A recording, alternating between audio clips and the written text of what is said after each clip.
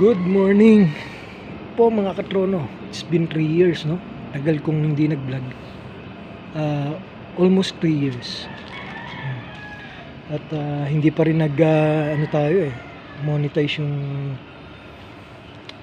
yung ating YouTube channel. Ang subscribers natin ay 388 lang. Medyo napagod ako nung paggawa ng YouTube kasi parang talagang mahirap mag-monetize Pero ngayon, try uli natin. Ito, good morning. Ito yung ating ngayon, iba-vlog yung puno natin ng saging. Namunga na yung tunda namin Ito siya. Ayan, no?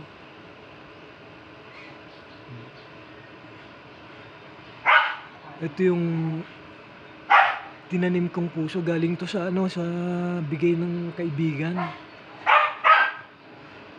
Napakaliit pa nito dati, ganito lang siya kaliit dati Ito. Mas maliit pa dito. Ito yung dalawang suhi niya. Ayan.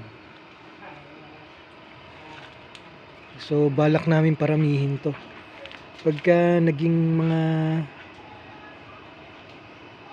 6 na yung suhi niya, ililipat ko para dumami at malalaki yung bunga. Mas maganda yung pagka dumadami na yung suhi niya, yung ganito suhi, maganda nililipat para yung bunga nung saging natin malaki. Ito yung first bunga niya ngayon. Ayan, medyo malaki siguro yan.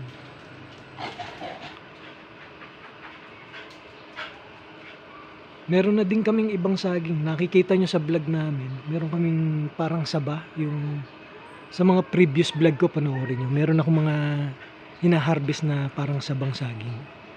Walang buto, pero hindi siya saba Ayan yan yung mga puno niya. Nandun siya sa kabila. Yung mga bunga na din. Ito. Ayan, nakikita nyo. Ayan yung bunga niya. Actually may bunga siya ngayon na 4 na puno may bunga. Tapos eto naman pala yung ating aso na video ko rin sa inyo dati. Ito, takbo ng takbo si Sky, yung miracle dog namin.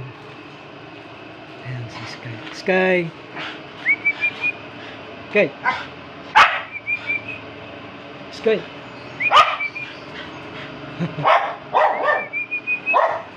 Okay.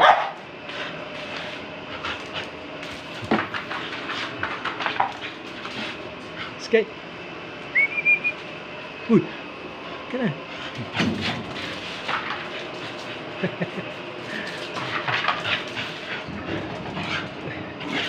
Ayan. Sasama nag-exercise, kakalabas niya lang. Medyo tumaba na si Sky yan. Sigla. Ikot ng ikot. Sky! Sky!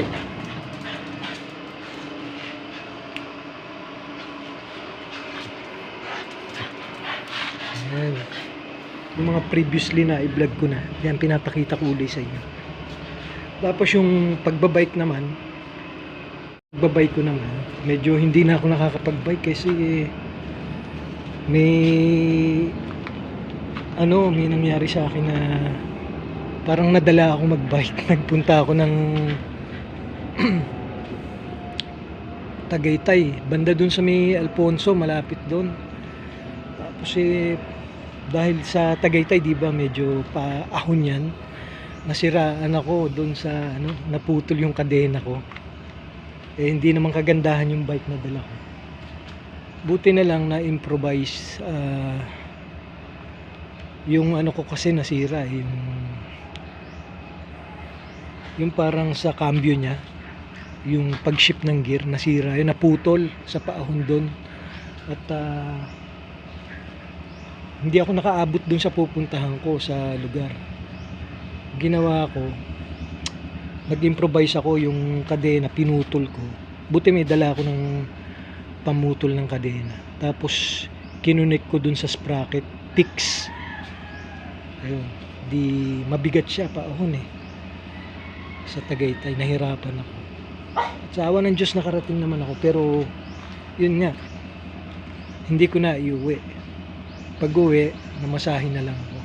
Tapos binalikan ko yung yung bisikleta. Sinakay ko sa sasakyan. Kaya simula noon nahirapan na ako parang nadala ako kasi solo lang ako noon, wala akong kasama. From Taguig to Tagaytay. So yan. Sa ngayon, meron tayong extra lang na work, part-time job dito sa para sa munisipyo din siya. At pa lang tayo, yung hindi pa tayo JO, parang allowance based pa lang. Yan, ang pasok natin ay 4 days a week, yung 3 to 4 days a week. So yan, kaya ito binabalik ko yung yung pag YouTube kasi hindi naman busy masyado dun sa work ko. Pero once na JO ako, kaya araw-araw na yung pasok. So for the meantime, yan lang muna.